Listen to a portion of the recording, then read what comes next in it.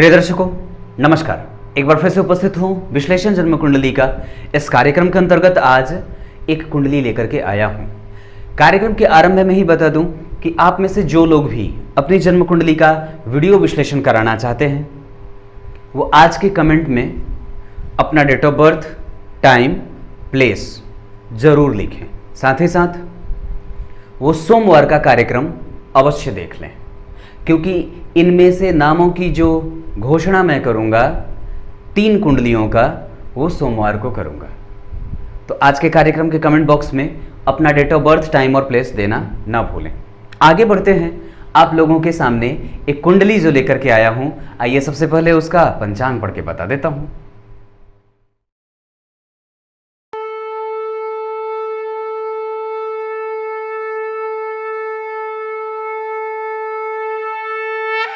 विक्रम संवत 2076, शक संवत 1941। जिस संवत्सर में इनका जन्म हुआ है उस संवत्सर का नाम परिधावी संवत्सर था। परिधावी संवत्सर में जन्मे लोग यशस्वी होते हैं, श्रेष्ठ मति बुद्धि के तो होते ही हैं, साथ में अपने से बड़े और गुरुजनों का आदर भी करने वाले होते हैं। परिधावी संवत्सर में जन्मे लोग समाज के प्रत्येक वर्ग को एक समान समझते हैं और साथ ही साथ उसको जो पिछड़ा हुआ है उसको भी बाह फैला करके उसका स्वागत करने को इच्छुक होते हैं, इक्ष्वाकु होते हैं। अपनी इच्छा को पूरित करने के लिए ये किसी भी हद तक जाने के लिए भी कभी कभी तैयार हो जाते हैं और निर्णय इन्हें लेने में प्रायः विलंब नहीं होता है। ये तुरंत ही और झट से किसी भी निर्णय तक पहुंच जाते हैं। परिधावी संवत्सर में जन्मे लोग अपनी पति के और अपनी पत्नी के बहुत प्रिय होते हैं। उत्तरायण में जन्म हुआ है इनका पंचांग बड़ा श्रेष्ठ है। कारण है क्योंकि एक तो परिधावी संवत्सर का बनना, ऊपर से उत्तरायण का जन्म। देवताओं के दिन में और देवताओं की रात्रि का ये प्रभाव होता है। सूर्य के 2 अयन होते हैं ना, एक उत्तरायण और एक दक्षिणायन। दक्षिणायन में सूर्य का प्रभाव थोड़ा सा कम जाता है और उत्तरायण में सूर्य का प्रभाव मजबूत होता है। ऐसी स्थिति में व्यक्ति अपने जीवन में सफल होते देखा जाता है। व्यक्ति को किसी भी काम को करने के लिए प्रायः विलंब और कम होता है। विलंब में उसका काम नहीं जाता है, उसके काम प्रायः बनते जाते हैं, भाग्य का सहयोग उसे मिलता जाता है। ये स्थितियां उत्तरायण का। आत्मविश्वास बिल्कुल व्यक्ति का चरम पे रहता है, उसका स्वास्थ्य उसके अनुकूल रहता है, परिस्थितियां बिल्कुल प्रतिकूल नहीं जाती हैं, चीजें बिल्कुल सामान्य से ही रहती हैं। हालांकि ये कई चीजों पर निर्भर भी करता है, परंतु फिर भी उत्तरायण का प्रभाव व्यक्ति को सकारात्मक ही होते देखा गया है। स्वास्थ्य के दृष्टिकोण से, जीवन के परिस्थितियों के दृष्टिकोण से हो या फिर राज्य विशेष से जुड़ करके। अगर नौकरी भी कोई व्यक्ति करना चाहे तो उत्तरायण का काल उसके लिए अच्छा होता है। ये उत्तरायण का प्रभाव। माघ मास में व्यक्ति जन्मा है तो सुंदर होगा, श्रेष्ठ होगा। अपने जन्म स्थान से दूर जाकर के कोई काम कर ले तो अति उत्तम है। धन कमाने के लिए अगर बाहर जाना चाहता है तो बिल्कुल जा सकता है। परिस्थितियां भी इनके जीवन में कई बार ऐसी होती हैं कि इन्हें घर से दूर ही रहना पड़ता है। माघ मास में ऋतु होती है शिशिर की, और ऐसी स्थिति में कि व्यक्ति का जन्म जब शिशिर ऋतु का हो तो थोड़ा आलसी होता है, थोड़ा कामी भी होगा और स्त्रियों के पीछे भागने वाला भी होगा। ऐसी स्थितियां भी कई बार, अगर शुक्र की स्थिति बहुत ज्यादा अच्छी रही कुंडली में तो निश्चित रूप से व्यक्ति प्रलोभन में चला जाता है, ऐश्वर्य और भोग का मालिक हो जाता है, पद को धारण करने वाला हो जाता है। ये स्थितियां शिशिर ऋतु की। व्यक्ति बिस्तर पर जाकर के काम ज्यादा करना चाहता है और काम से आने के बाद इसे थकान भी प्रायः होती है, मांसपेशियों का दर्द भी देखने को बनता है। ये है माघ मास और शिशिर ऋतु का प्रभाव। लेकिन इनका जन्म जो हुआ है वो प्रिय दर्शकों शुक्ल पक्ष में हुआ है। ऐसी स्थिति में कि किसी भी व्यक्ति का जन्म अगर शुक्ल पक्ष में हुआ हो तो व्यक्ति की मन स्थिति शांत होती है, वो स्थिर होता है, चित्त वृत्ति उसकी अनुकूल रहती है प्रतिकूल होने के बजाय, और उसका मन उसके साथ इकट्ठा रहता है। उसका स्वास्थ्य उसे प्रतिकूल नहीं जाता है, उसका स्वास्थ्य उसके साथ रहता है। शुक्ल पक्ष में जन्मे लोगों का शरीर बिल्कुल सुंदर होता है, पूर्णेंदु हो जाते हैं, अच्छे दिमाग में श्रेष्ठ बुद्धि का विकास होता है, बहुत जल्दी किसी भी चीज को समझने वाले होते हैं, खोज करने वाले होते हैं, राज्य से और देश से जुड़ करके काम करने वाले होते हैं। ऊपर से और ज्यादा ये और बेहतर हो जाता है क्योंकि शुक्ल पक्ष के चतुर्दशी का चंद्रमा है। ऐसी स्थिति में व्यक्ति बेहतरीन है, मतलब व्यवसाय भी करेगा तो उच्चतम स्तर पे जाएगा और नौकरी भी करने के लिए इसके पास स्थितियां अनुकूल ही होने वाली हैं। ये स्थिति शुक्ल पक्ष के चतुर्दशी, लेकिन दिन का जो पक्ष है वो शनिवार का है, ये थोड़ा सा नेगेटिव हो रहा है। दरअसल ये नेगेटिव इसलिए है क्योंकि शनिवार को जो लोग जन्मे होते हैं उनकी आकांक्षाएं बड़ी बड़ी होती हैं और जीवन से उन्हें कुछ बड़ा और बृहद चाहिए होता है। लक्ष्य बहुत बड़ा लेकर के चलते हैं, चीजें भौतिकता की हो या फिर आध्यात्मिकता की, एकदम चरम तक पहुंचना चाहते हैं। किसी भी चीज में ये कई बार बहुत ज्यादा इच्छा रख लेते हैं और इस वजह से जब वो उनकी इच्छा पूरी नहीं होती है तो इन्हें कुंठा से ग्रसित होते भी देखा गया है। कई बार इनकी तकलीफें, आप इन्हें कुछ भी दे दो ये अप्रसन्न से ही रहते देखे जाते हैं। ये बात शनिवार को जन्मे लोगों में देखे, और ये पक्की बात है, ये पक्की बात है, इसमें कहीं से भी संशय नहीं रखना चाहिए। शुक्ल पक्ष का चतुर्दशी तिथि और दिन शनिवार, पुष्य नक्षत्र में इनका जन्म हुआ है। नक्षत्र का प्रभाव आगे बताऊंगा। ब्राह्मण वर्ण और देवगण के हैं ये।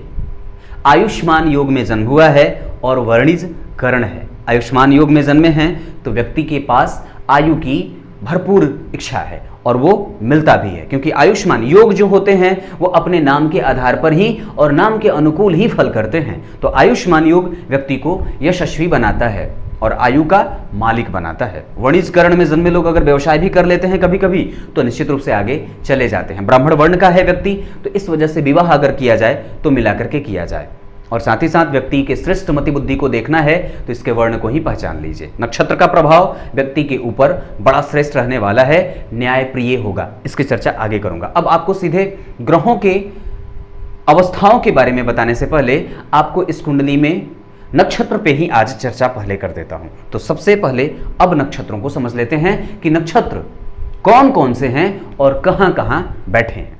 अब एक एक करके मैं सबसे पहले ग्रहों के नक्षत्र पे बता देता हूं कौन से ग्रह किस नक्षत्र में बैठे हैं और उसका सूक्ष्म प्रभाव कैसा रहेगा। ये बताने से पहले आप सभी दर्शकों को बता दूं, जातक का जन्म पुष्य नक्षत्र में हुआ है, इनका नाम है हितार्थ। इनका जन्म पुष्य नक्षत्र में हुआ है और नक्षत्र के अधिपति होते हैं शनि, और दरअसल ये न्याय से प्रेरित नक्षत्र होता है। ये मीन राशि के अंतर्गत पूर्वा भाद्रपद से लेकर के रेवती नक्षत्र जो मीन राशि के अंतर्गत आती है उसके अधिपति क्रमशः, जहां पुष्य नक्षत्र शनि का नक्षत्र होता है। आइए एक एक करके आपको पहले ये बता दूं कि नक्षत्र से प्रभावित व्यक्ति कैसा होगा। दरअसल हमेशा याद रखना चाहिए, पुष्य नक्षत्र में जन्मे लोगों को जो भी याद रखने वाली बात है वो ये है कि अपने निर्णय का हमेशा अवलोकन करते रहना चाहिए। आपने जो निर्णय लिया है, जो निर्णय आप लेने जा रहे हैं, उसमें आपका भरोसा कितना है, उसमें आपकी इच्छा शक्ति कितनी प्रबल है। दरअसल पुष्य नक्षत्र से जन्मे लोगों का निर्णय लेने का जो एक प्रभाव होता है वो ऐसा होता है कि वो जल्दबाजी में निर्णय लेते हैं। तो कभी भी किसी भी बाह्य दबाव में आकर के और आने से पहले, अपने निर्णय को लेने से पहले इसे समझदारी से जांच लें। दूसरी बात है, पुष्य नक्षत्र में जन्मे लोग शनि से प्रेरित होने के कारण न तो बहुत ज़्यादा लंबे होते हैं न बहुत ज़्यादा छोटे होते हैं। ये हो सकता है कि थोड़े नीले हों और व्यक्ति श्रेष्ठ होता है, मति बुद्धि का बेहतर होता है, प्रायोगिक होता है और प्रतियोगिता को धारण करने वाला होता है। ये नौकरी भी अगर करना चाहें तो श्रेष्ठ पद पे जा सकते हैं, क्योंकि राज्य से जुड़ करके अगर व्यक्ति कोई भी काम करना चाहे तो वो कर सकता है।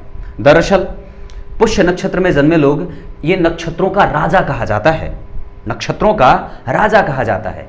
और नक्षत्रों का अगर प्रभाव समझना हो ना तो थोड़े दिन का इंतजार करिए, मैं आने वाले दिनों में नक्षत्रों पे कार्यक्रम बनाने वाला हूँ।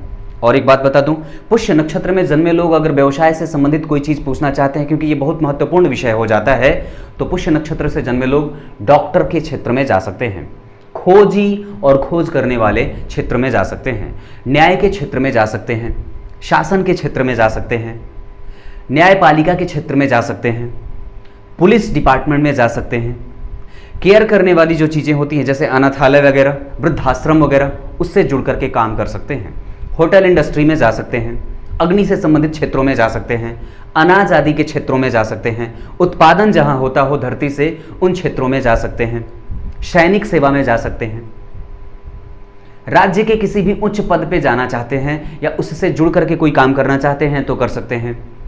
किसी बहुत बड़े मंत्री के पीए बन सकते हैं, किसी बहुत बड़े मंत्री के साथ जुड़ करके कोई काम करना चाहते हैं तो कर सकते हैं। ये स्थितियां बनती हैं पुष्य नक्षत्र में। पुष्य नक्षत्र में जन्मे लोग समाज के प्रत्येक व्यक्ति को एक साथ जोड़ने के लिए हामी भरते हैं और ये समाज के प्रत्येक व्यक्ति को उसका अवसर देने में भरोसा रखते हैं, मतलब बराबर, क्योंकि शनि न्याय का कारक होता है, वो सबके साथ न्याय करना चाहता है। अब सबसे पहले सूर्य को बता दूं कि वो किस नक्षत्र में बैठे हैं। आपकी कुंडली में सूर्य बैठे हैं जन्म कुंडली में 11वें भाव में, 10 नंबर की राशि, धनिष्ठा नक्षत्र, मंगल का नक्षत्र, यानी कि सूर्य मंगल के नक्षत्र में बैठे हैं। ये ठीक है, मंगल इनके मित्र होते हैं, इस कुंडली के लिए कारक भी होते हैं और ये बेहतरीन स्थितियां दिखा रहे हैं। उसके बाद अगर चंद्रमा को देखता हूं तो चंद्रमा पुष्य नक्षत्र में, क्योंकि जन्म नक्षत्र वही होता है जिस नक्षत्र में चंद्रमा उस समय संचरण या गोचर कर रहे हो। एक बात बताऊं आप लोगों को, नई बात, जो ये नक्षत्र होते हैं ना 27, ये चंद्रमा के पत्नियां होती हैं और चंद्रमा उनके पति होते हैं। इसीलिए इन 27 नक्षत्रों पे चंद्रमा का कहीं ना कहीं प्रभाव रहता है। ये चंद्रमा इन 27 नक्षत्र के पति स्वरूप हैं, पति देव हैं। इनका विवाह है, इन 27 नक्षत्रों का विवाह चंद्रमा से हुआ है, ये उनके पति हैं। चंद्रमा पुष्य नक्षत्र में, इसका प्रभाव मैंने बताया, ये शनि का नक्षत्र होता है और चंद्रमा इनके बहुत अच्छे मित्र नहीं होते हैं शनि के, इस वजह से कहीं ना कहीं खटकता है। लेकिन नक्षत्र का प्रभाव बड़ा उत्तम होता है, व्यक्ति हर क्षेत्र में बेहतरीन ही करने वाला होता है। मंगल को देख लो, मंगल आपकी कुंडली के लिए बैठे हैं जन्म कुंडली के 10वें भाव में, ये बैठे हैं मूल नक्षत्र में केतु के। इस वजह से व्यक्ति की कुंडली में अगर देखता हूं तो क्रोध की अधिकता थोड़ी रहेगी और व्यक्ति को कभी कभी ऐसी स्थिति में अत्यंत तीव्रता से व्यक्ति कोई भी निर्णय लेने वाला हो जाता है, तो अपने निर्णय का अवलोकन जरूर कर लेना चाहिए। अगर बुध की बात करता हूं तो बुध आपकी कुंडली के लिए बैठे हैं जाकर के जन्म कुंडली के 12वें भाव में, ये राहु के नक्षत्र में बैठे हैं। शतभिखा नक्षत्र राहु का नक्षत्र होता है, ये थोड़ा ठीक होगा, व्यक्ति को ज्यादा बुद्धि लगाने वाला बना देगा। किसी भी चीज में व्यक्ति बहुत ज्यादा दिमाग लगाएगा और ये कहीं कहीं रिसर्च के क्षेत्र में तो काम करता है, लेकिन कभी कभी जब व्यक्ति से उत्तर पूछेंगे तो सवाल पूछेंगे 2 नंबर का तो जवाब देगा 10 नंबर का। ये स्थितियां बुध के और राहु के प्रभाव में देखी जाती हैं। गुरु आपकी कुंडली में बैठे हैं 10वें स्थान में, ये 10वें भाव के अधिपति भी होते हैं। ये पूर्वाखाड़ा नक्षत्र में बैठे हैं जो कि शुक्र का नक्षत्र होता है, ये उसके शत्रु होते हैं और परस्पर ये दोनों एक दूसरे को देखना भी नहीं चाहते हैं। ऐसी स्थिति में कि शुक्र का नक्षत्र जब गुरु धारण करेंगे तो आध्यात्मिकता का और व्यवहारिकता का, यानी कि आध्यात्मिक सुख और भौतिकवादी सुख, इन दोनों का मिलन होगा। कहां पे? 10वें स्थान में। इसका प्रभाव देखने लायक होगा। शुक्र की बात करता हूं तो शुक्र बैठे हैं कहां? जन्म कुंडली में शनि के नक्षत्र में, और शनि बैठे हैं, देखिए अगर शनि की बात करता हूं तो ये सूर्य के नक्षत्र में बैठे हैं, यानी कि सूर्य जो जन्म कुंडली में बैठे हैं मंगल के नक्षत्र में, शनि बैठे हैं सूर्य के नक्षत्र में और शुक्र बैठे हैं शनि के नक्षत्र में। यह नक्षत्रों का कैसा मेल जोल है। शुक्र शनि के नक्षत्र में बैठे हैं, इस वजह से वो श्रेष्ठ हो जाएंगे, व्यक्ति को न्यायप्रिय बना देंगे और व्यक्ति अपने हर एक काम में न्याय करने का भरसक और पूरा प्रयास करता है। शनि की स्तुति बताई। राहु केतु, राहु आपकी कुंडली में अपने ही नक्षत्र में बैठे हैं, ये यहां से ठीक हो जाएगा। और केतु अगर देखता हूं तो ये शुक्र के नक्षत्र में बैठे हैं। ये स्थितियां नक्षत्रों की हैं। अब ग्रहों की स्थितियों पे चर्चा कर लेता हूं। सबसे पहले ग्रहों के राजा सूर्य की बात करता हूं। आपकी कुंडली के लिए सूर्य बैठे हैं जन्म कुंडली के कहां के अधिपति? मीन लग्न की कुंडली के लिए दरअसल सूर्य की जो अपनी राशि होती है वो काल पुरुष की कुंडली के लिए 5वें भाव के अधिपति बनते हैं, परंतु ये लग्न मीन का बन रहा है, इस वजह से यहाँ पे वो 6ठे भाव के अधिपति हो जाएंगे। 6ठे भाव के अधिपति हैं, जाकर के बैठे हैं लाभ भाव में शनि के साथ। ये अति शत्रु की राशि में बैठ जाएंगे, क्योंकि दरअसल शनि इनके बहुत शत्रु होते हैं, तीव्र शत्रु होते हैं, और फिर भी जब वो शत्रु राशि होंगे तो अति शत्रु की राशि में बैठेंगे। और दरअसल उनकी जो स्थिति है वो 24 अंश 48 कला, ये बाल अवस्था के हो जा रहे हैं सूर्य। मतलब एक तो अति शत्रु की राशि का होना, ऊपर से रोगेश होना और ऊपर से बाल अवस्था का भी होना। स्वराशि के वृद्ध के हैं चंद्रमा, क्योंकि चंद्रमा बनते हैं जन्म कुंडली के 5वें भाव के अधिपति। 4 नंबर जहां लिखा है ना, मेष वृष मिथुन कर्क, तो कर्क राशि के अधिपति हुए चंद्रमा ये जहां उनकी राशि बनती है वहीं बैठे हैं। शुक्ल पक्ष के चतुर्दशी के हैं तो शुभ ग्रह भी बन रहे हैं और ज्ञान भाव के अधिपति होकर के ज्ञान भाव में बैठे हैं। ये स्थितियां ठीक हैं। स्वराशि के हैं लेकिन अंश के आधार पर ये 9 अंश के हैं और डिग्री के नक्षत्र की बात मैंने कर रखी है। तो स्वराशि का तो ग्रह है लेकिन डिग्री में वृद्ध हो रहा है क्योंकि ये सम संख्या की राशि और 9 अंश पे ये ग्रह वृद्ध हो जाता है क्योंकि मृत से आगे बढ़ता है तो वृद्ध हो जाता है। ये स्थितियां कि सूर्य अति शत्रु की राशि में बाल अवस्था के, चंद्रमा स्वराशि के लेकिन वृद्ध हुए, मंगल जो कि पराक्रम और यशस्विता के परिचायक होते हैं, व्यक्ति के अंदर स्फूर्ति के परिचायक होते हैं। और दरअसल व्यक्ति की कुंडली में अगर मंगल बहुत अच्छी स्थिति में है तो व्यक्ति को पूरा शौर्य से भरा हुआ रख देता है। मंगल मित्र की राशि में बैठे हैं, ये ठीक है, और 0 अंश पे हैं मूल नक्षत्र में। नक्षत्र की चर्चा मैंने कर रखी है। मंगल सम राशि के हो जा रहे हैं यहाँ पे और वो बाल अवस्था के हैं। मंगल बढ़िया है, अति मित्र की स्थिति है और कहीं ना कहीं गुरु के साथ बैठे हैं तो ये ठीक बन रहा है। और अवस्था के हिसाब से वो बाल अवस्था के हो रहे हैं तो अपना फल वो थोड़ा कम ही देंगे लेकिन देंगे तो अच्छा ही देंगे। व्यक्ति की कुंडली में अगर बुद्ध की बात करते हैं तो बुद्ध है बुद्धिमत्ता का कारक। अगर किसी भी व्यक्ति को किसी भी चीज को बहुत जल्दी समझने और सीखने में मुश्किल हो रही है तो कहीं ना कहीं उसकी कुंडली में बुद्ध और चंद्रमा की कमजोरी है। अगर कोई भी निर्णय लेने में व्यक्ति को परेशानी का एहसास हो रहा हो तो निश्चित रूप से समझ जाइए कि उसकी कुंडली में बुध और चंद्रमा की स्थिति कमजोर है। लेकिन इनकी कुंडली में चंद्रमा बहुत अच्छे हैं, शुक्ल पक्ष के चतुर्दशी और स्थिति भी बहुत अच्छी। अब यहाँ पे अगर बुध की मैं चर्चा कर रहा हूँ तो यहाँ पे वो मित्र की राशि में जा रहे हैं क्योंकि शनि उनको मित्र मानते हैं और दरअसल शनि के साथ वो तात्कालिक मित्रता में भी जा रहे हैं क्योंकि शनि की राशि में बैठे हैं और वो शनि उनके बिल्कुल निकट हैं। तो मित्र की राशि में गए लेकिन डिग्री के हिसाब से ये बाल अवस्था के जा रहे हैं क्योंकि ये जो राशि है ये विषम संख्या की राशि है। तो बुध कहाँ बैठे? शनि की राशि में मित्रवत होकर के, और डिग्री में ये 12 अंश के हैं। तो थोड़ी देर पहले मैंने कहा था कि ये बाल अवस्था के हैं लेकिन नहीं, ये 12 अंश के हैं और डिग्री जो है वो 12 अंश 41 कला 11 नंबर की राशि विषम संख्या की राशि, ग्रह युवा हो जाएगा। स्वराशि के और वृद्ध हैं गुरु इनकी कुंडली में जो कि ज्ञान के कारक होते हैं, सुख के प्रदाता होते हैं, व्यक्ति के आध्यात्मिक सुखों के प्रणेता व्यक्ति को बनाने वाले ग्रह होते हैं, धन के कारक होते हैं, धन के सद्गति के कारक होते हैं। अच्छी जगहों पे व्यक्ति धन को खर्च अगर करने वाला है तो निश्चित रूप से उसकी कुंडली में गुरु की स्थिति अच्छी होगी। और इनकी कुंडली में तो गुरु लग्न के अधिपति भी बनते हैं और दशम भाव के अधिपति भी बनते हैं। ये स्थितियां कुंडली में हैं। मतलब अगर विचार करते हैं तो व्यक्ति की कुंडली में लग्न जो है वो गुरु से प्रभावित दिख रहा है और लग्न में ही उच्च के शुक्र बैठे हैं। अब चर्चा शनि की कर लेता हूं या शुक्र की कर लेता हूं। उच्च की राशि में बैठा हो शुक्र तो कहना ही क्या है, व्यक्ति को सर्वोत्तम सुखों का प्रणेता बनाता है और व्यक्ति को सबसे ज्यादा ऐश्वर्य से युक्त और ऐश्वर्यशाली भी बनाता है।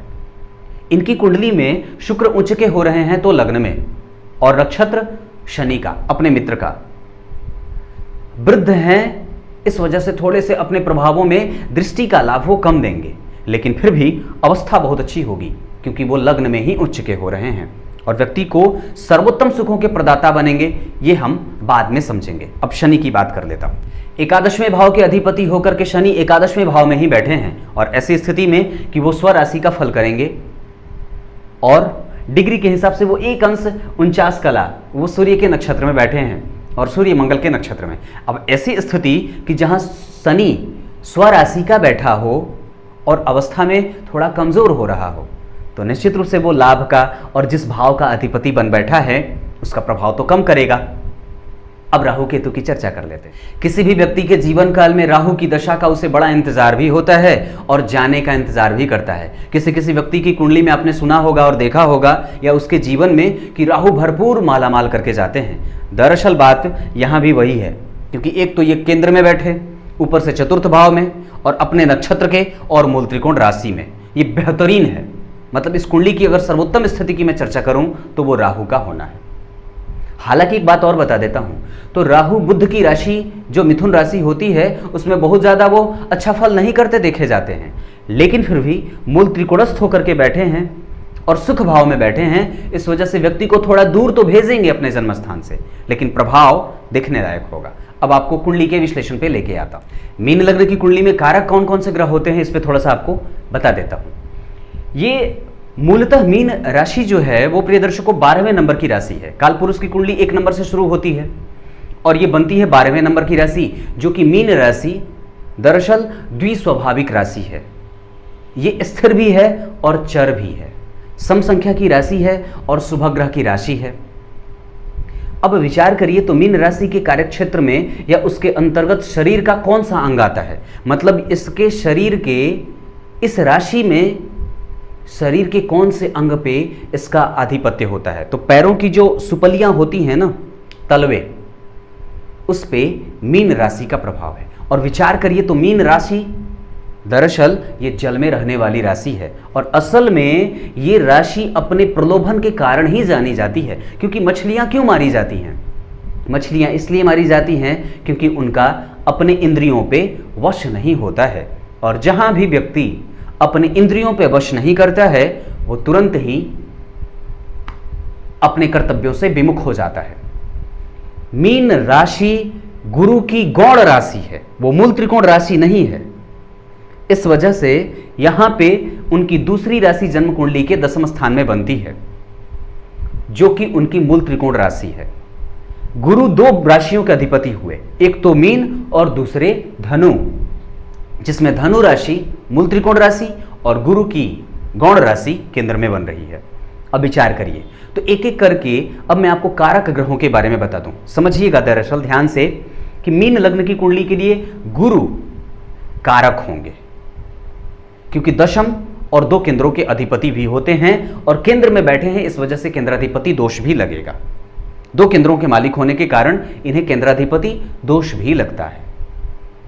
उसके बाद कारकत्व के रूप में अगर दूसरा ग्रह कोई आता है तो वो चंद्रमा आते हैं, क्योंकि वो एक तो पंचम भाव के अधिपति होते हैं, ये जन्म कुंडली का सर्वाधिक महत्वपूर्ण भाग भी होता है। इस वजह से चंद्रमा भी कारक हो जाते हैं। दूसरा कारकत्व जन्म कुंडली में मंगल को प्राप्त होता है, क्योंकि वो भाग्य भाव के अधिपति और धन भाव के अधिपति होते हैं। इस वजह से मंगल भी कारक होंगे। तो कारक ग्रह कौन कौन से हुए? एक तो गुरु, दूसरे चंद्रमा और तीसरे मंगल। अगर ये तीनों ग्रह जन्म कुंडली में अच्छे स्थिति में हैं तो व्यक्ति को 100% अच्छा परिणाम भी देंगे। अकारक ग्रहों की अगर चर्चा करता हूं तो कहीं कहीं सूर्य को भी अकारक कहा जाता है और गुरु को भी अकारक कह दिया जाता है, दोष लगने के कारण। सूर्य अकारक होंगे क्योंकि वो छठे भाव के अधिपति बनते हैं। मंगल कारक होंगे। बुध इनकी कुंडली में अकारक भी होंगे और कारक भी होंगे, क्योंकि वो एक तो सुख भाव के अधिपति बने और दूसरे वो जन्म कुंडली के सप्तम भाव के भी अधिपति बन जाते हैं। चूंकि सप्तम भाव सामान्य मारक भी होता है, इस वजह से इस कुंडली में बुध न तो अकारक होंगे और न ही कारक होंगे। वो समान व्यवहार करने वाले हैं, ना तो अपनी दशा में अच्छा और ना बुरा। ये स्थितियां बुध की बनती हैं। गुरु कारक होंगे। शुक्र जो कि जन्म कुंडली के तीसरे भाव के अधिपति बनेंगे, ये त्रिक भाव है और उनकी दूसरी राशि जन्म कुंडली के अष्टम भाव में, ये यहाँ पे अकारक हो जाएंगे। दरअसल उनकी राशि और उनका जो भाव उन्हें मिल रहा है वो अच्छा नहीं मिल रहा है। दुह स्थान होने के कारण और त्रिक भाव के अधिपति होने के कारण शुक्र यहाँ पे अकारक हो जाएंगे। शनि इनकी कुंडली में पापी भाव के अधिपति और 12वें भाव के अधिपति होने के कारण ये भी अकारक ही सिद्ध होंगे। और उसके बाद राहु केतु की स्थिति मैंने चर्चा करी। राहु मूल त्रिकोणस्थ होकर के बैठे हैं सुख भाव में, ये अच्छा होता है। अब आपको सीधे एक एक करके ग्रहों के फलादेश पे लेके आता। अब सबसे पहले ग्रहों के राजा सूर्य की चर्चा करते हैं। कालपुरुष की कुंडली में 5 नंबर यानी कि सूर्य, जो कि हृदय के कारक होते हैं, व्यक्ति के दिल और दिमाग के और व्यक्ति के यशस्विता के कारक होते हैं, धार्मिक बनाने वाले ग्रह होते हैं। व्यक्ति गलत निर्णय कभी भी नहीं लेता है अगर उसकी कुंडली में सूर्य की स्थिति अच्छी है तो। आपकी कुंडली के लिए जो कि काल पुरुष की कुंडली अगर इसको बनाता हूं तो जो कि 1 नंबर से शुरू होती है, यहां काल पुरुष की कुंडली में 1 नंबर लिखता है तो 1 2 3 4 5, और ऐसे सामान्यतया ये जो लग्न बना है ये मीन का बना है। तो पंचम भाव की मूलतः ये राशि सूर्य की वो बनी है छठे भाव में। ये रोग का भाव है, ऑब्स्टेकल का भाव है, समस्याओं का भाव है, प्रतियोगिता का भाव है। और ये राशि के अधिपति बनते हैं जन्म कुंडली में सूर्य छठे भाव के, और ये यहां से कहां बैठे हैं 1 2 3 4 5 6, अपने भाव से छठा। कोई भी ग्रह अगर जाता है थोड़ा कमजोर करता है, तो इनकी दशा जो आएगी वो अच्छी रहेगी हमेशा अच्छे ही देने वाले होंगे, लेकिन अंतर प्रत्यंतर में जब शनि आएंगे तो थोड़ा प्रभाव डालेंगे। और एक बात बताऊं तो सूर्य जो इनकी कुंडली में रोग भाव के अधिपति होकर के लाभ भाव में बैठे हैं, ये उनके अति विशिष्ट राशि का भाव है, अति विशिष्ट कारक भाव है। और यहाँ पे वो बैठ करके रोगेश होकर के जाकर के जन्म कुंडली के एकादशवें भाव में बैठे हैं, अति शत्रु की राशि में बैठ करके पंचम भाव को देख रहे हैं। और इस भाव में स्वराशि के चंद्रमा बैठे हैं। तो रोगेश अगर जन्म कुंडली के पंचम भाव को देखेगा तो कहीं ना कहीं व्यक्ति के दिमाग को और व्यक्ति के स्वास्थ्य को परेशान करने वाला भी हो सकता है। इस वजह से व्यक्ति को परेशानी कहां से आएगी, तो सूर्य किन किन चीजों का कारक होता है, लिवर का, नेत्रों का, हड्डियों का, रक्त का, इन सब चीजों में कभी कभी व्यक्ति परेशान होगा और जूझेगा। कभी कभी उसे चमड़े से भी संबंधित शिकायतों को देखते बनता है, क्योंकि शुक्र लग्न में बैठा है ना, शुक्र लग्न में बैठे हैं, वो उच्च के हैं लेकिन अवस्था में वो वृद्ध हैं, तो कभी कभी ये स्थितियां भी बने। अब सूर्य की अगर चर्चा करता हूं तो जन्म कुंडली में अगर सूर्य रोगेश हो जाएंगे तो कभी कभी नेत्रों को भी परेशान कर देते हैं। और वो एकादशवें भाव में बैठे हैं तो ये बात इसकी बहुत अच्छी हो जाएगी कि व्यक्ति की कुंडली में अगर सूर्य एकादशवें भाव में बैठे हों, वो उनका अति विशिष्ट कारक भाव होता है, व्यक्ति को लक्ष्मी की कभी कमी नहीं होने देते। व्यक्ति को कभी भी जीवन में कभी भी व्यक्ति को धन के कारण उसका काम रुकता नहीं है, ये बात बहुत पक्की है। अगर बात कुंडली में चंद्रमा की हो रही हो तो चंद्रमा इनकी कुंडली के लिए मूलतः बनते हैं काल पुरुष की कुंडली में चतुर्थ भाव के अधिपति, जो कि हृदय का क्षेत्र होता है। और यहाँ मीन लग्न की कुंडली चूंकि बन रही है और मीन लग्न की कुंडली में चंद्रमा पंचम भाव के अधिपति हो जाते हैं। ये इच्छा पूर्ति का भाव होता है, आपके पराक्रम के फल का और फल देने वाला भाव होता है। इच्छा पूर्ति का भाव ये होता है और इसका सातवां भाव जो कि पूरक हो जाता है, इस वजह से इसे भी यश का, बुद्धि का, विकास का, गौरव का, सम्मान का, पद का, प्रतिष्ठा का और पुत्र का, पिता का, संबंधों का, समाज का, देश की जनता का कहीं ना कहीं इससे विचार किया जाता है, क्योंकि इन सभी चीजों का विचार यहां से भी होता है। तो जन्म कुंडली के चतुर्थ भाव के अधिपति बने चंद्रमा, ये चौथे भाव के अधिपति होकर के चौथे भाव में बैठे हैं और उस पे रोगेश की दृष्टि है और लाभेश की दृष्टि है, यानी कि शिक्षा से लाभ भी दिख रहा है। परंतु चूंकि शनि और चंद्रमा एक दूसरे के शत्रु होते हैं, इस वजह से शनि कहीं ना कहीं यहाँ पे विष दोष भी बनाएंगे, लेकिन उसका प्रभाव बड़ा कम होगा। कारण क्योंकि चंद्रमा पहले से ही बहुत मजबूत होकर बैठा है। इस कुंडली में कारक एक बहुत त्रिकोण भाव का अधिपति, और कुंडली में अगर शुभ ग्रह की चर्चा करते हैं तो उसमें चंद्रमा अपनी स्थिति बहुत मजबूती से दिखा रहे हैं। ये स्थिति कि व्यक्ति की कुंडली में चंद्रमा पंचम भाव का अधिपति होकर के पंचम में बैठे बहुत कम कुंडली में देखने को मिलता है। और ये बात बहुत अच्छे तरीके से समझ लेनी चाहिए कि व्यक्ति का दिमाग बिल्कुल साफ है, स्पष्ट है, धार्मिक है, अच्छे मनोवृत्ति का है, अपने जीवन में समस्त प्रकार के सुखों का प्रणेता भी बनेगा, इसमें कहीं से भी संशय नहीं होना चाहिए, क्योंकि ये भाव बहुत मजबूत बन रहा है। ये भाव मजबूत बन रहा है। अगर उसमें कमजोरी आ भी रही है तो उसकी क्षतिपूर्ति चंद्रमा चूंकि शुक्ल पक्ष के चतुर्दशी तिथि के हैं, इस वजह से वो करते देखे जा रहे हैं। इनकी कुंडली में किमद्रुम दोष भी होगा, क्योंकि इनके पीछे एक राहु बैठा है और एक अगले भाव में कोई भी ग्रह नहीं है। हालांकि ये जन्म कुंडली के पंचम भाव में बन रहा है तो इसका प्रभाव थोड़ा कमेगा भी, ये बात भी गौर करने वाली है। तो जितना किमद्रुम दोष का प्रभाव पड़ रहा है वो चूंकि लग्न से त्रिकोण में बन रहा है, इस वजह से उसका प्रभाव कमेगा और ये व्यक्ति को धनाढ्य बनाएगा, ये पक्की बात है। धन का मालिक होगा, व्यक्ति यशस्वी होगा, गौरव को प्रदान करने वाला होगा, राज्य से जुड़ करके काम करने वाला होगा, देश से जुड़ करके काम करने वाला होगा, डॉक्टरी के क्षेत्र में जाने वाला होगा, रिसर्च करने वाला होगा, लोगों की सेवा करने वाला होगा, धार्मिक मनोवृत्ति का होगा, क्योंकि धर्म के भाव से ये भाव नवा जाता है ना। धर्म के भाव से ये जो कि धर्म भाव है, 8 नंबर जहां आप लिखा हुआ देख रहे हैं, वहां से ये नवा जाता है। तो किसी भी भाव का नवा भाव धर्म का, उसके भाग्य का, यानी कि उच्च शिक्षा के भाव से ये नवा गया, धर्म के भाव से नवा गया, भाग्य के भाव से नवे होने के कारण और लग्न से पंचमस्थ होने के कारण यहां पे चंद्रमा किमद्रुम दोष में होंगे, परंतु फिर भी विष दोष भी बनाएंगे, लेकिन फिर भी यहाँ पे वो अच्छे फल करने वाले ही देखे जा रहे हैं, क्योंकि ग्रह कारक है और वो सर्वोत्कृष्ट स्थिति में भी है। मंगल की अगर चर्चा करता हूं तो आपकी कुंडली के लिए मंगल बनते हैं जन्म कुंडली के धन भाव के अधिपति।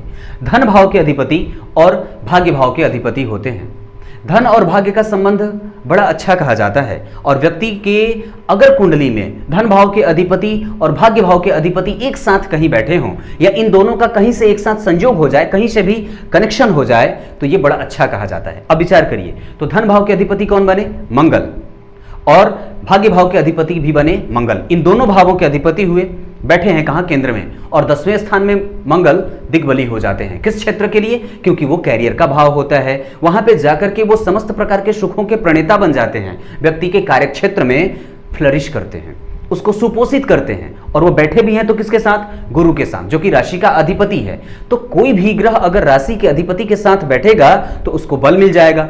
ऊपर से ये कारक होते हैं मंगल, केंद्र के अधिपति, त्रिकोण के अधिपति होकर के केंद्र में बैठे हैं और राशि के अधिपति के साथ बैठे हैं, दिग्बली भी हैं, षडबल में सर्वाधिक मजबूत ग्रहों के रूप में देखे भी जा रहे हैं।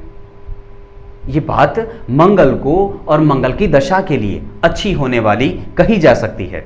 चलित कुंडली पे यहां पे थोड़ा सा चर्चा करूंगा, यहां पे रुक करके। ये सूर्य जो हैं वो बैठे हैं 12वें भाव, यहां दिख रहे हैं, लेकिन वो फल वस्तुतः 12वें भाव का कर रहे हैं। तो 12वें भाव में सूर्य और बुध का होना ये थोड़ा नेगेटिव होगा। और व्यक्ति के संगति को रेगुलर एनालाइज करने की बात होती है कि वो किसके साथ बैठ रहा है, कहां जा रहा है, किसके साथ, उसके संसर्ग में और संपर्क में कौन कौन से लोग हैं, ये रेगुलर देख लेना चाहिए। ये बात बहुत आवश्यक है, क्योंकि सूर्य 12वें जाते हैं ना, और वो रोगेश भी बने तो व्यक्ति को कभी कभी अच्छे संसर्ग में नहीं डालते हैं, और कभी कभी व्यक्ति बहुत ज्यादा अधार्मिक प्रवृत्ति को भी अपना लेता है। हालांकि पंचम भाव बहुत अच्छा बन रहा है, इस वजह से मैं इसे नकारने में भी कह सकता हूं कि नहीं, ऐसा नहीं होना चाहिए। परंतु फिर भी चूंकि बुध भी इस कुंडली के लिए त्रिक भाव के नहीं सुख भाव के अधिपति होते हैं और वो सप्तमेश भी बनते हैं, इस वजह से तो ये बात कहूंगा कि व्यक्ति को रेगुलर देखा करिए कि वो कहां जा रहा है और किसके साथ उसकी स्थिति बन रही है। ये चलित कुंडली में ये बात, बस वही एक ग्रह जो सूर्य थे वो पीछे जा रहे थे, 12वें भाव का फल कर रहे थे, और बाकी के सारे ग्रह यथावत हैं।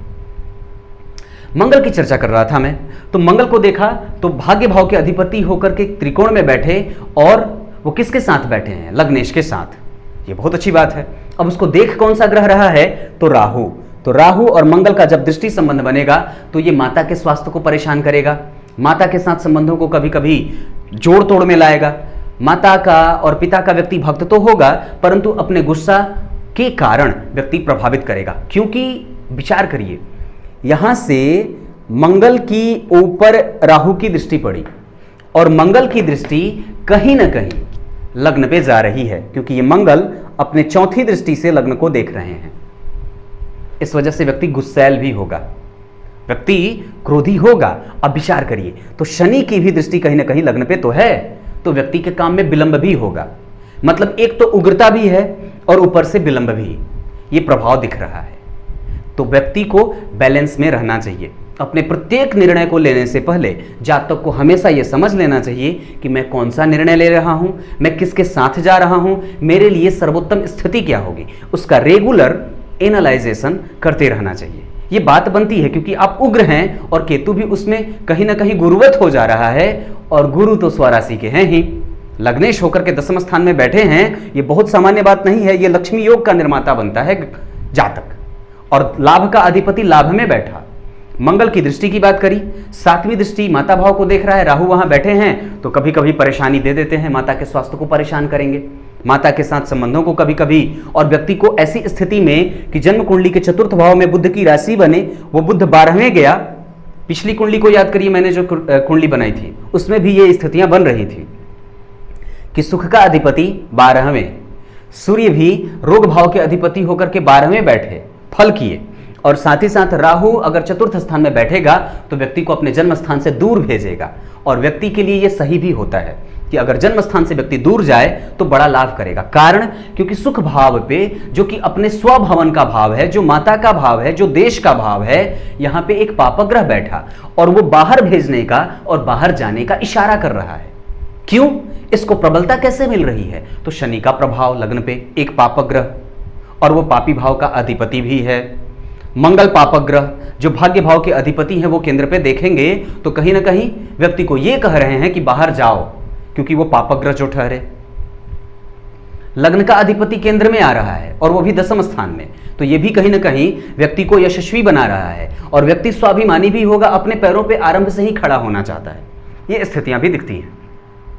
और फिर चतुर्थ स्थान में ही राहु का प्रभाव, ये व्यक्ति को बाहर भेजने के लिए उद्वेलित कर रहे हैं।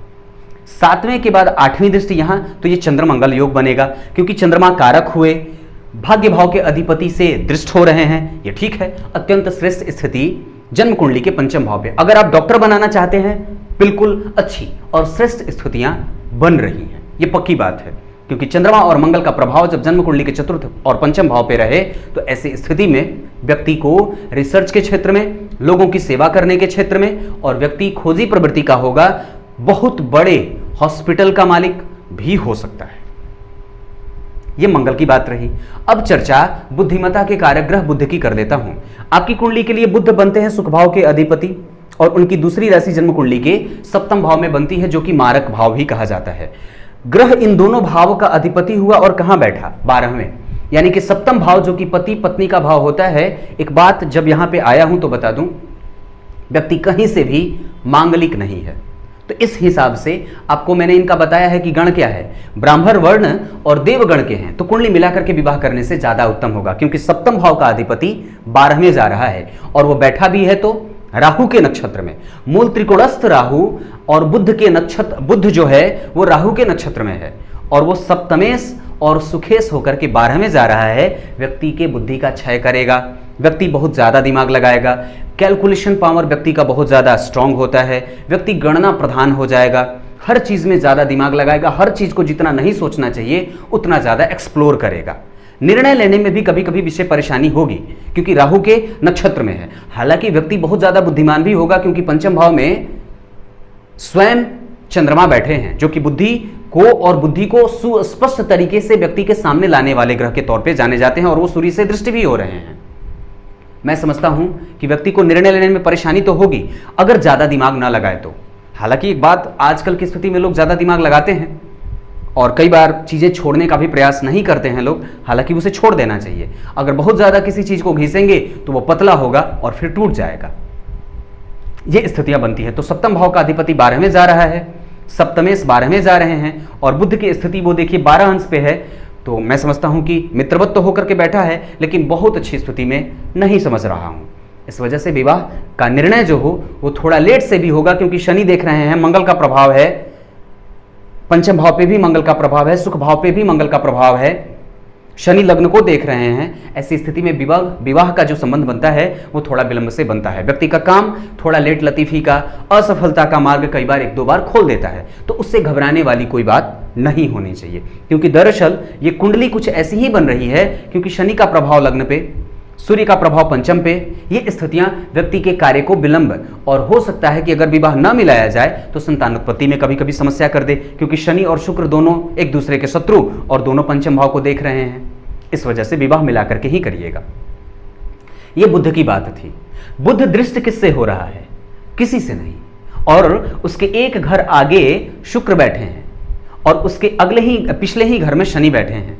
ये दोनों इसके मित्र होते हैं और बहुत अच्छे शत्रु नहीं होते हैं, मतलब मित्र होते हैं, अच्छा संबंध है। यानी कि अगर चलित कुंडली को देखता हूं तो सूर्य भी बैठे हैं, तो व्यक्ति को थोड़ा सा कमजोर कर देंगे। व्यक्ति की मति बुद्धि कभी कभी चंचल वाली या चंचलता को धारण करने वाली हो जाएगी। ये बात याद रखिएगा, क्योंकि बुध भी 12वें भाव और सूर्य भी 12वें भाव, और वो बुद्धादित्य योग का निर्माण करेंगे।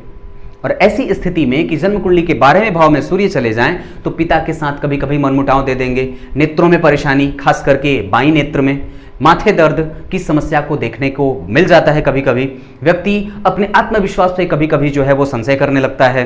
जितना उसे धन कमाना चाहिए उतना कमाएगा, लेकिन कभी कभी वो खर्च भी बहुत ज़्यादा कर देता है। यशस्वी होगा, इसमें कोई संशय नहीं है, लेकिन फिर भी उसके खर्च की स्थिति और अति व्यय की स्थिति किस किस चीज़ों की? तो आत्मविश्वास का, स्वाभिमान का, व्यक्ति के अच्छे संबंधों का व्यय होते देखा जाएगा। व्यक्ति को सरकारी नौकरी में जहां वो काम करेगा, हो सकता है कि उसके पदस्थ अधिकारी जो हों उससे उनका संबंध कभी कभी बुरा हो जाए, खास करके सूर्य और बुध की दशा में, शनि की दशा में ऐसी स्थितियां बन रही हैं। ये सूर्य की बात रही। सूर्य के बाद अब गुरु की चर्चा कर लेता हूं। आपकी कुंडली के लिए गुरु लग्नेश होते हैं। ये मीन राशि है, जल तत्व की राशि होती है, भटकाव के लिए जानी जाती है। गुरु की गौण राशि है, द्विस्वाभाविक राशि है, तो व्यक्ति किसी एक ढर्रे पे नहीं चलेगा, उसकी स्थितियां प्रायः बदलती और फ्लक्चुएट होती रहती हैं। मीन राशि का लग्न और कर्क राशि की राशि, राशि का अधिपति राशि से प्रभावित होगा, क्योंकि कर्क राशि का अधिपति कर्क राशि में बैठा है चंद्रमा। और व्यक्ति जब कर्क राशि से प्रेरित हो और मीन लग्न से, तो सर्वाधिक जो कमजोरी वाली बात होती है वो व्यक्ति के भावना से, व्यक्ति के इमोशन से आती है। व्यक्ति अपने स्थिति को समझ नहीं पाता है कि दरअसल मेरे लाभ का कौन है और मेरे नुकसान का कौन है। आप विचार करिए, आपकी जन्म कुंडली के चतुर्थ भाव में जहां से ठगी ठगावी का विचार किया जाता है, उस भाव में राहु बैठा है। तो ऐसी स्थिति में कभी भी किसी पे भरोसा करने से 10 बार सोचिए। मंगल ठीक है, चंद्रमा भी ठीक है, अगर ऋण लेकर के भी कोई काम करना चाहते हो तो कर सकते हैं, इसकी भी स्थिति बनती है। और अपने से बड़े भाई या छोटे भाई के साथ संबंध आपके अच्छे ही रहने वाले हैं, क्योंकि वहां पे शुक्र की स्थिति है, शुक्र उच्च का हो रहा है लग्न में, व्यक्ति को खर्चीला बनाएगा, सुंदर बनाएगा, श्रेष्ठ मति बुद्धि का बनाएगा, पद को धारण करने वाला बनाएगा। गुरु की चर्चा मैं कर रहा था, तो गुरु आपकी कुंडली के लिए लग्नेश होकर के केंद्राधिपति दोष से भी पीड़ित होंगे, और गुरु की 5वीं दृष्टि जन्म कुंडली के धन भाव पे जा रही है। और धनेश जो हैं वो इस कुंडली में कारक होते हैं मंगल। तो एक तो गुरु अपने कारक भाव को देख रहे हैं, वहां का अधिपति 10म भाव में गया है, यानी कि धन का अधिपति कैरियर में गया, व्यक्ति को आरंभ से ही कैरियर के पीछे भागने वाला और काम करने वाला बनाएगा। गुरु की दृष्टि जब यहां पड़ेगी तो व्यक्ति को शांतचित्त होकर के व्यक्ति वाणी का इस्तेमाल करेगा। और चूंकि वाणी भाव में और वाणी भाव पे जब गुरु का प्रभाव बने और बुध दरअसल जन्म कुंडली के सुखेश और सप्तमेश बनते हो, तो व्यक्ति अगर वाणी से संबंधित अगर कोई भी काम करना चाहता हो तो कर सकता है, क्योंकि 7म भाव डेली बेसिस के इनकम का भी तो भाव होता है। ऐसी स्थिति में बुद्ध यहाँ पे लाभ देने वाले हो जाएंगे। अपनी दशा में वो सामान्य फल करेंगे, बहुत ज्यादा ना तो अच्छा और ना ही बुरा, लेकिन फिर भी वो फल अच्छा ही करेंगे, मैं समझता हूं, क्योंकि वो 7म भाव है और वो वहां से रोग 12वें जा रहे हैं, इस वजह से दाम्पत्य को मिला करके करना होगा। लेकिन गुरु की दृष्टि जो जन्म कुंडली के इस भाव पे आ जा रही है तो ये अच्छा होगा और व्यक्ति के वाणी का लाभ देंगे। कुटुंबजनों से व्यक्ति मिलकर के रहना चाहेगा, धन की स्थिति को अच्छे से भी खर्च करेगा, और ऐसे तो सामान्यतः वो खर्चीला होगा, लेकिन दशा में वो अच्छा भी और अच्छी जगहों पे अपने पैसों को लगाने वाला भी होगा। गुरु अच्छी वाणी को देने वाले हो जाएंगे।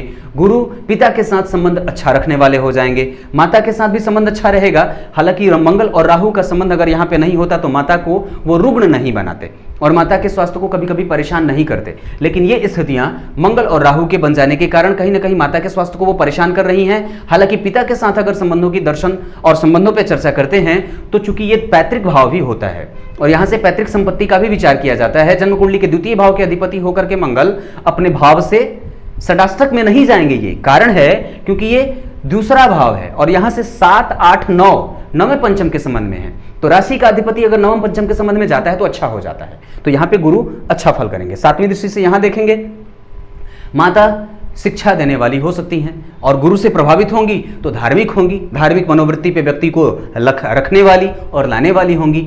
7वीं के बाद 8वीं और 9वीं यहाँ पे पेट से संबंधित समस्याओं को मैं देख रहा हूँ, इस वजह से व्यक्ति को भोजन में बहुत ज़्यादा सावधान रहने की आवश्यकता है। ऐसी स्थिति में कि व्यक्ति को लीवर से संबंधित और कई बार जॉन्डिस वगैरह होने की भी शिकायतें बन जाती हैं। शुक्र की चर्चा करता हूँ। शुक्र तृतीय भाव के अधिपति होकर के उच्च के हो रहे हैं और उनकी दूसरी राशि जन्म कुंडली के अष्टम भाव में बन रही है, अष्टमेश होकर के लग्न में उच्च के हो रहे हैं। ये ठीक है, आयु देंगे भरपूर, व्यक्ति को यशस्वी बनाएंगे और वैसे भी इनका जन्म चूंकि आयुष्मान योग में हुआ है तो ये बहुत अच्छी बात हो जाती है। तो व्यक्ति के पास भरपूर आयु है, व्यक्ति अपने जीवन काल में समस्त प्रकार के सुखों का प्रणेता बनेगा, भौतिकता से युक्त होगा, जीवन उसका श्रेष्ठ लोगों के साथ बीतेगा, अच्छे और ऊंचे लोगों के साथ उसकी पहचान बनेगी। व्यक्ति जो भी चीज चाहेगा उसमें भौतिकता से जोड़ करके उसे पूरा भी करेगा। शुक्र लग्न में बैठ जाए तो व्यक्ति को सुंदर, श्रेष्ठ, सांभ्रांत और अच्छे लोगों से संपर्क रखने वाले बना देते हैं। व्यक्ति की कुंडली में जब शुक्र जो कि अष्टमेश और पराक्रमेश होकर के लग्न में बैठेंगे तो व्यक्ति को मेहनती भी बनाएंगे और उनकी दृष्टि का लाभ चूंकि कम मिलेगा क्योंकि अवस्था में वृद्ध जा रहे हैं इस वजह से, लेकिन फिर भी अगर वो शुक्र उच्च के हों और जन्म कुंडली के सप्तम भाव को देख रहे हैं तो पत्नी को कभी कभी या पत्नी के साथ पर्सनल संबंधों को थोड़ा सा कमजोर बनाने वाले हो जाते हैं। ऐसी स्थिति में पत्नी कभी कभी पति को संदेह भरे दृष्टि से देखने भी लगती है। और वैसे भी सप्तम भाव के अधिपति 12वें जा रहे हैं, शुक्र पराक्रम भाव के अधिपति होकर के सप्तम भाव को देख रहे हैं और उसके बाद सप्तम भाव पे किसी भी ऐसे ग्रह की दृष्टि नहीं पड़ रही है जो इसको अच्छा कहे। इस वजह से मैं कहूंगा दाम्पत्य को बहुत अच्छे तरीके से बेस बनाने की आवश्यकता है। अब शनि की बात कर लेता हूं। आपकी कुंडली के लिए शनि 2 भाव के अधिपति इस कुंडली में कारक नहीं होते हैं। पापी भाव एकादशवां भाव होता है और एकादशवें भाव के बाद 12वें भाव के अधिपति शनि बनते हैं। इन दोनों भावों के अधिपति होकर के शनि सूर्य के साथ बैठे हैं जो कि इस कुंडली के रोगेश होते हैं और तीसरी दृष्टि से जन्म कुंडली के लग्न को देखने का काम कर रहे हैं। व्यक्ति के काम में विलंब और व्यक्ति के व्यक्तित्व को निखारने में वो थोड़ा सा कमजोर करेंगे। व्यक्ति को मेहनत करना होगा किसी भी चीज को पाने के लिए, थोड़ा सा मेहनत क्या, अगर मैं इसको कहूं तो व्यक्ति के काम में विलंब होने की स्थिति बन रही है। कोई भी काम जो 1 दिन में होने वाला वो हो सकता है कि 3 दिन में बने। व्यक्ति जो चाहेगा वो हो जाना चाहिए क्योंकि शनि न्याय करते हैं और दरअसल शनि ये बताते हैं कि अगर तुम इच्छित हो और अपने इच्छित और मनवांछित फल को पाना चाहते हो तो तुम्हें पेशेंस रखना ही होगा, क्योंकि यहां पे पेशेंस का कारक ग्रह भी 12वें जा रहा है ना, और 7वां भाव स्वभाव का भी भाव होता है क्योंकि लग्न का वो प्रतिबिंब बनता है। इस वजह से व्यक्ति को पेशेंस रखना चाहिए, स्थितियां मेंटेन करके रखनी चाहिए। कोई भी चीज और किसी भी निर्णय पर पहुंचने से पहले अपने किसी बड़े और श्रेष्ठ जन का लाभ ले लेना चाहिए। यह स्थिति बन रही है। शनि की 7वीं दृष्टि यहां पड़ रही है, यह विष दोष भी बनेगा। हालांकि फिर भी एक बात बता देता हूं कि वो लाभेश हैं और यहां पे ये कहीं ना कहीं व्यक्ति के लाभ को और व्यक्ति के दाम्पत्य के सुख को वृद्धि भी देने वाला होगा। अगर वो रोगेश के साथ नहीं बैठे होते तो निश्चित रूप से शनि यहां पे कुछ अच्छा कर सकते थे, क्योंकि दोनों ही ग्रह अपनी अपनी राशि में बैठे हैं और शनि का जो नक्षत्र है वो सूर्य का नक्षत्र है और सूर्य इस कुंडली में रोगेश होते हैं, रोगेश के साथ बैठे हैं। और यहां पे ये यश कीर्ति सम्मान का भाव है जिसका परिचायक ग्रह होता है सूर्य। तो यहां पे अगर देखेगा और स्वराशि का चंद्रमा तो निश्चित रूप से सूर्य भी यहां पे सहयोगी ही सिद्ध होंगे। व्यक्ति को गौरव देंगे, प्रतिष्ठा देंगे, पद देंगे, ऐश्वर्य देंगे, सुख देंगे। व्यक्ति की इच्छा, व्यक्ति का दिमाग, व्यक्ति का श्रेष्ठ होना यहां से देखा जाता है। और सूर्य जब इस भाव को देखेगा तो ये सारी चीजें देगा प्रोफेशनल दायरे में, लेकिन संबंध को कमजोर करेगा। किसके साथ? पत्नी के साथ। हो सकता है कि व्यक्ति अगर प्रेम करने चले तो पत्नी उसे नानुकुर करे।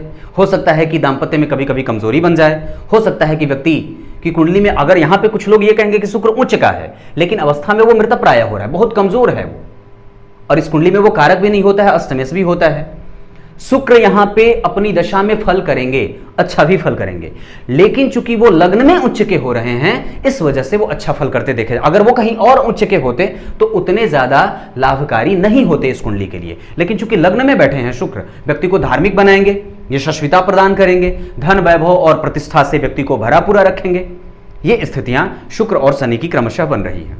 तो 7वीं के बाद यहां मैंने बताया 8, 9 और 10 उच्च की दृष्टि से देखेंगे। मैंने कहा व्यक्ति के पास आयु बहुत पर्याप्त होगी, क्योंकि शुक्र जो कि अष्टम भाव का अधिपति होता है लग्न में उच्च का हो रहा है, और शुक्र 3य भाव के अधिपति होकर के केंद्र में आकर के और लग्न में आकर के उच्च के हो रहे हैं अष्टमेश होकर के, और उस भाव पे शनि की 10वीं दृष्टि भी पड़ रही है जो कि उच्च की दृष्टि होगी। तो ये बेहतर है और व्यक्ति को धन भी देंगे, रोक करके व्यक्ति के पास ऐश्वर्य भी देंगे, ये सारी चीजें देंगे। राहु केतु की बात करता हूं तो राहु की 5वीं दृष्टि जन्म कुंडली में पड़ेगी यहां, और व्यक्ति को ये कभी कभी रोग देंगे। हालांकि राहु की दशा इनके लिए सामान्य ही होगी, बहुत ज्यादा अच्छी नहीं होगी। फिर भी मैं समझता हूं कि चूंकि राहु मिथुन राशि में बैठा है तो अपने स्थिति में वो सुख को भी देगा, व्यक्ति भवन वगैरह का सुख प्राप्त कर सकता है। ऐसी स्थिति में कि कई बार जन्म कुंडली में माता से भी लाभ मिलते देखा जाता है। जन्म कुंडली के 5वें भाव पे अगर 5वीं दृष्टि से जन्म कुंडली के अष्टम भाव को देखेंगे तो कभी कभी वो रोग भी देंगे, व्याधियां भी देंगे, वात जनित बीमारियां देंगे, अपच आदि की समस्या भी देंगे, एसिडिटी वगैरह की समस्या को देने वाले हो जाएंगे। 7वीं दृष्टि से कैरियर भाव को देखेंगे तो व्यक्ति बहुत बड़े लेवल पे जाकर के प्रसिद्धि भी पा सकता है और पाने का प्रयास भी करता है। ये स्थितियां राहु दिखा रहे हैं। 7वीं के बाद 8वीं और 9वीं बाहर चले जाइए, बाहर भेज दीजिए, बाहर से इन्हें लाभ ज्यादा है। ये स्थितियां जन्म कुंडली में बन रही हैं। अब थोड़ी सी चर्चा इनकी कुंडली में बाकी के अन्य ग्रहों को एक बार सम्मिलित रूप से कर देता हूं। विचार करिए तो गुरु किसके साथ बैठे हैं? मंगल के साथ। ये भाग्येश होते हैं, गुरु मंगल अच्छे हैं। शनि यहां पे सूर्य के साथ बैठे हैं, रोगेश हैं, और सूर्य अति विशिष्ट कारक भाव में भी बैठे हैं। ये स्थितियां ठीक दिखा रहे हैं, लेकिन ये इस क्षेत्र में थोड़ा सहयोग भी देंगे तो नुकसान भी देंगे, दाम्पत्य को लेकर के, प्रेम संबंधों को लेकर के, संतान उत्पत्ति में लेकर के, क्योंकि सूर्य और शनि देख रहे हैं। बुध 12वें जा रहा है जन्म कुंडली में सुख का अधिपति होकर के, तो ये कभी कभी व्यक्ति को दूर रखने वाला बन जाएगा, माता के साथ संबंधों को कभी कभी या माता के स्वभाव को कमजोर कर देता है, माता के स्वास्थ्य को कमजोर कर देता है। ये स्थितियां बनती हैं। व्यक्ति का सर्वाधिक मजबूत पक्ष ज्ञान पक्ष बनता देख रहा हूं। ऊपर से कैरियर भाव भी बहुत अच्छा बनता दिख रहा है, भाग्य भाव भी बहुत अच्छा बनता दिख रहा है, और यहां पे राहु बैठे हैं, ये संभाल लेंगे। कुछ इसी तरीके से आज के कार्यक्रम का समापन करते हैं। कल इनकी कुंडली के सवाल और नवमांस को लेकर के आऊंगा। तब तक के लिए इजाजत दीजिए। नमस्कार।